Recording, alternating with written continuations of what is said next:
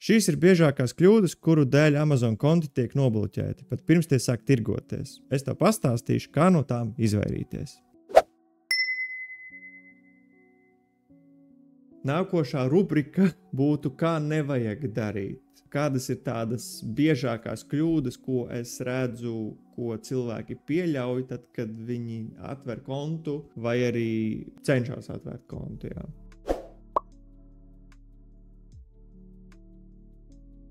Numur 1 ir viltotas vai labotas kaut kādas apliecības vai rēķini. Es domāju, ka šeit nav nekādu jautājumu, kāpēc šo nevajag darīt. Gluži vienkārši, ja Amazons uzkodīs, ka jūs esat ko manipulējuši ar dokumentiem, viņš vienkārši nobloķēs jūsu kontu un forever.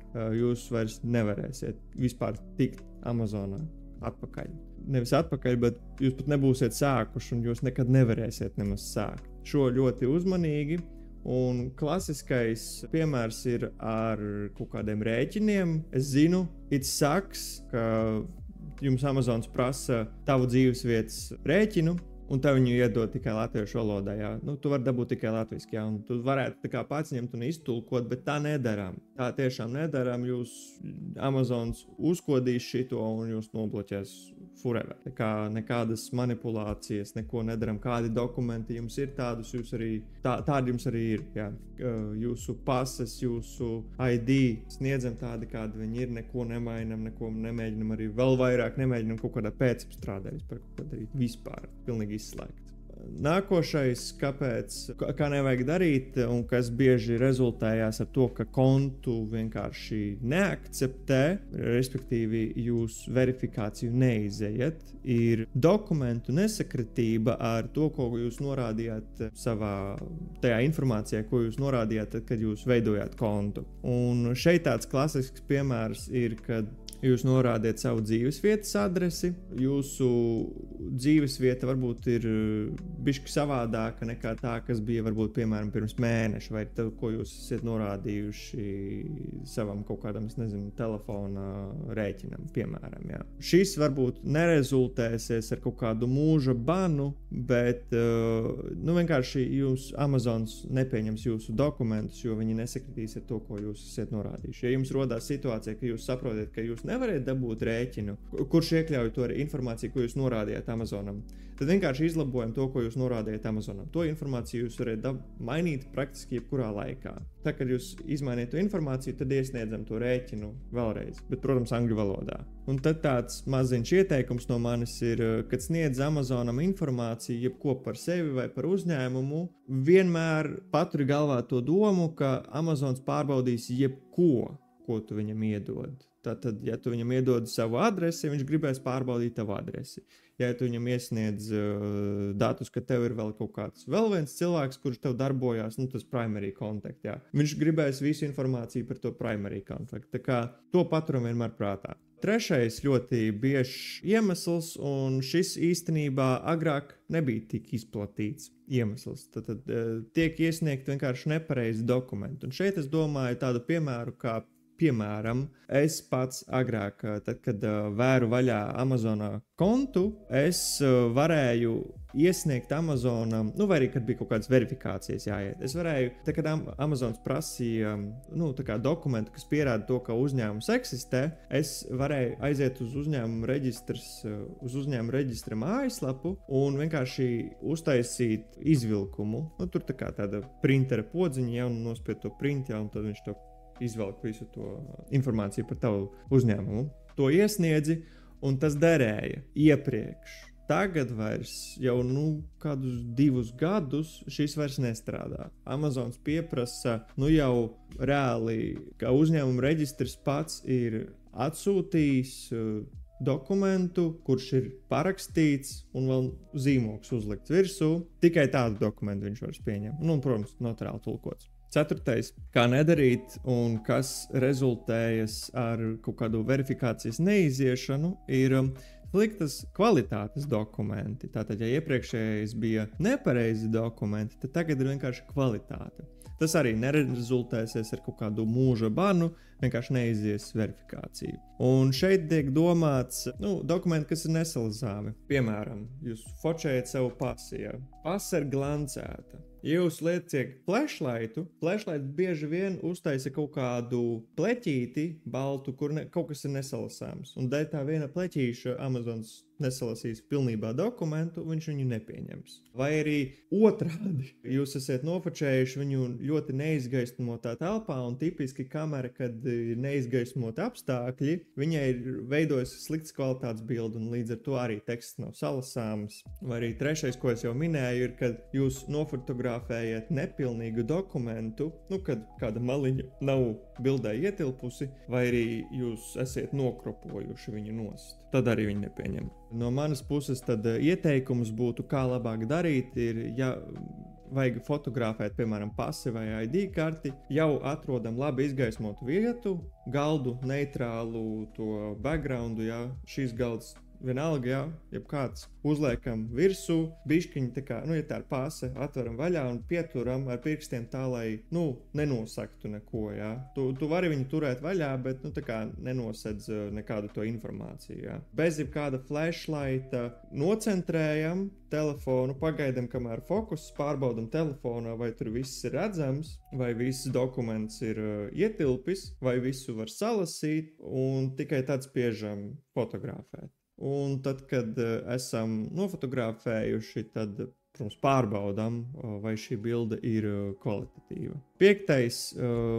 Dokuments nav tādā valodā, ko Amazons pieņem. Un būs saraksts ar tām valodām, kurās Amazon pieņem dokumentus, oriģinālus, piemēram, ja jūs nevarētu dabūt, angliski. Jā. Ir vēl citas valodas, kurās jūs varat arī dokumentus dabūt. Nav obligāti tikai angliski. Jā, šeit ļoti vienkārši, cik vien iespējams prasam oriģinālu dokumentu, lai jums izsniedz angļu valodā, atvainojos. Bet jā, ja nevaram dabūt angliski, tad tikko kā jums atsūt latviešu valodā dokumentu, nekavējoties sūtam viņu notariāli tulkot, un šeit ir svarīgs ātrums. Šeit īstenībā tieši uzsvars tiek likts uz ātrumu, tāpēc, ka jums Amazons skatīsies ne jau, kad notārs ir parakstījis dokumentu, kā to termiņu, jo atcerieties, šiem dokumentiem ir 90 dienu termiņš. Viņš skatīsies uz oriģinālu dokumenta termiņu. Tātad, ja jūsu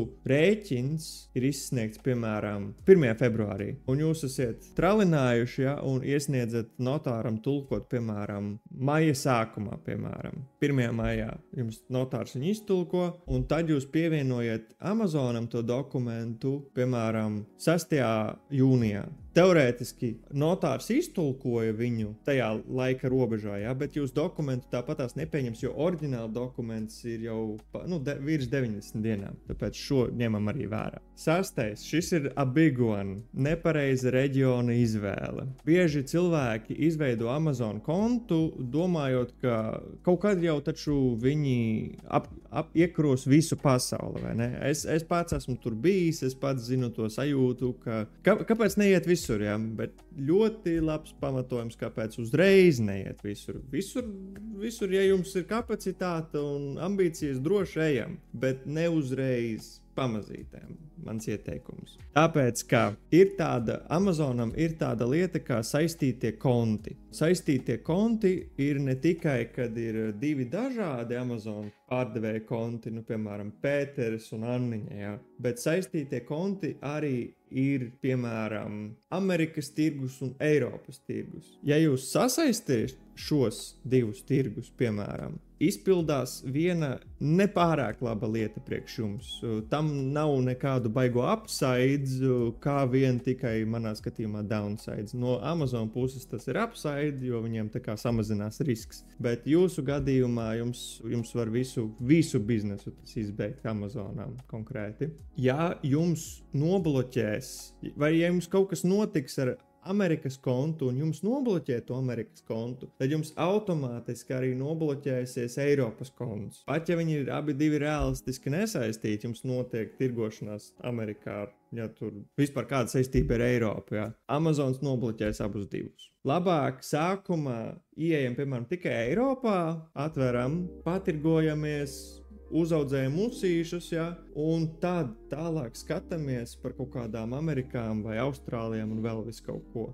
Un tur arī ir dažādas stratēģijas, kā šo īstenot. Es vispār darītu tā, ka es atvērtu citu uzņēmumu, atkal citu datoru paņemtu un vispār tā kā nodalītu šīs divas lietas. Eiropai būtu viens Amazon konts, Amerikai būtu cits Amazon konts. Tā kā cits uzņēmums, vispār cits pilnīgs entity. Jūs kontrolējat abus divus teorētiski, bet tāds pats princips kā ar šo kontu, tikai cits, jā. Nesaistam kopā, atgādinu, ja kaut kas notiek ar vienu, otrs arī tiek nobloķēts. 7. kļūda, kas ir diezgan skumji, ja šitā notiek, to var tiešām nezināt. To es tiešām piekrītu, un šis var ļoti iedragāt to jūsu pārliecību par vispār šo biznesu. Ir Amazon konta izmantošana kaut kādā jau bloķētā datorā vai IP adresē. Tas ir tas, atsaucoties uz iepriekšējo punktu, ka ja jums ir viens konts, kurš saucās saistītais konts, kur jums ir vairāki konti vai vispār citu uzņēmumu saistīti vai arī vienkārši reģioni sasaistīti, un ja jums ir šis saistītais konts, un jūs ielogojaties, nedod Dievs uz kaut kādu, jums var gadīties šāda situācija, kad jūs esat visu izdarījuši pareizi no savas puses, jums ir atsevišķs dators, jums tur ir cits uzņēmums, visu jūs esat izdarījuši tā kā vajag, ja? Un jūs aiziet uz kaut kādu, piemēram, ezīti, paēst vienkārši, brokastis vai pusdienas, ja jūs paņemiet datoru līdzi, jūs, tā kā domājat, paēdīšu, piemēram, pēreiz pastrādāšu tur sūtījumus, apstrādāšu no TV, ja? Un jūs ielagojaties iekšā, un varbūt ir bijis tā, ka iepriekš pirms jums uz tā publiskā Wi-Fi, ko ezītis dod no sava Wi-Fi, ja jūs viņam pieslēdzaties, ja? Tāpēc publiskos Wi-Fi neizmantojam šādām vajadzībām. Ja jūs tam pieslēdzaties, tur kāds ir iepriekš arī bijis pieslēdzies tam Wi-Fi-am, kuram ir arī bijis Amazons, bet viņam tas Amazon konts ir bijis bloķēts. Tad sākās es neteikšu pilno vārdu, bet Amazons jūsu abus kontus var sasaistīt tīri dēļ tā, ka ka pirms jums pie tā Wi-Fi kāds ir kādreiz bijis pieslēdzies, kuram ir bijis nobloķēts konts. Un jums arī nobloķēs kontu automātiski. Jūs tur neko nevarēsiet izdarīt. Un tāpēc publiskos Wi-Fi jūs neizmantojam vispār. Konkrēti priekš Amazona, priekš savām vajadzībām droši, bet priekš Amazona turam visu, cik vien maksimāli tīru. Tas tā skaitā arī ar datoru. Jūs iedomājaties, es aiziešu, uz biblioteku, ielogošos savā Amazon kontā un ar listingiem pastrādāšu. Tieši tas pats var notikt. Ja uz tā datora kādreiz ir bijis kāds ielogojies, kuram ir nobloķēts konts, jums arī nobloķēs kontu. Tāpēc daram tikai maksimāli uz atsevišķām ierīcēm un uz atsevišķiem jums privātiem tiem networkiem. 8. Jūs mēģiniet reģistrēt vairākus Amazon pārdevēju kontus bez Amazon atļaujas. Šeit varētu arī tikt pieskaitīts pie saistītiem kontiem, bet te ir neliela nianse, ka jūs paši veriet vaļā jaunu kontu un Amazons jums nav devis atļauju, jo ir tikai specifiski gadījumi, kad mums tas tiek ļauts, un Amazons pats saka, tad, kad ir reāla biznesa vajadzība vērt vaļā jaunu kontu, tad tikai viņi atļauj to.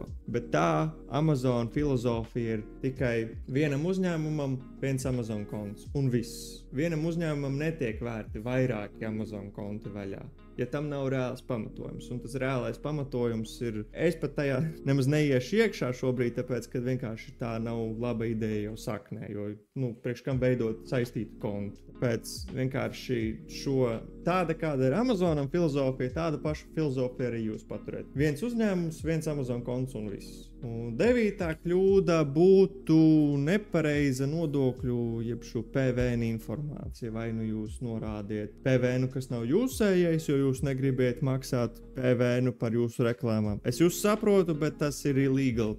Amazons jums arī jūs ļoti ātri nobanos. Vai arī otrs variants ir, kas nav tik illegāli, tas ir vienkārši jūs pārmaksāsiet, kad jūs nenorādiet savu PVN. Atgādini, ja jūs nenorādīsiet savu PVN numuru, tad Amazons jums automātiski piešķirs PVN, ka jums jāmaksā ar jūsu savstarpējās saistībās. Un tālūk, tas būtu tā kā par to rubriku, kas saucās iesācēju kļūdas un kā labāk nedarīt. Globāli skatoties, Amazonam pavisam neinteresē, kāda jums ir tā dzīves situācija vai kāds jums ir paskaidrojums. Ja? Viņi var pilnīgi bez jebkāda paskaidrojuma vienkārši izdomāt, ka jūsu dokumenti neder. Ja?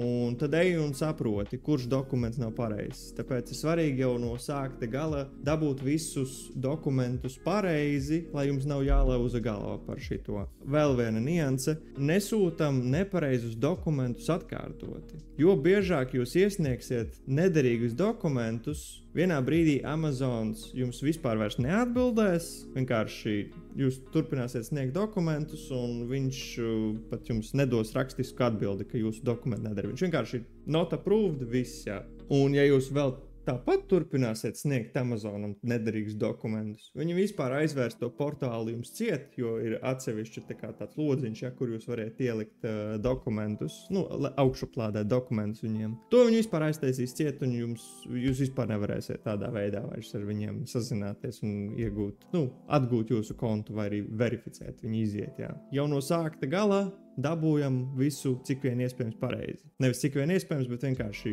uzreiz dokumentus, tos, kurus Amazon mēs zinām, ka prasīs obligāti, tos obligāti arī dabūjam. Ja Amazons pēc tam prasīs papildinājumus, tur, piemēram, tos kādus rēķinus vai arī statūtus, ja, tos mēs pēc tam, tāpatās kā es jau skaidroju, tā procedūra, ja mēs nevaram dabūt oriģinālu, angliski tad notariālu tulkojumu un tā, bet savādāk pilnīgi nē.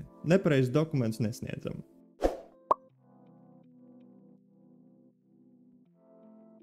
Un tālūk, šī bija otrā daļa no video sērijas, kas saucās Kā atvērt Amazon pārdevēju kontu. Es ceru, ka tev patika un noderēja. Kā arī es ļoti priecāšos, ja tu zem šī video atstāsi like un piesakosi manam kanālam. Kā arī, ja tev ir kādi jautājumi man personīgi, ko tu vēlēsi pajautāt, droši piesako man LinkedInā un pajautā tur. Paldies par skatīšanos. Čau!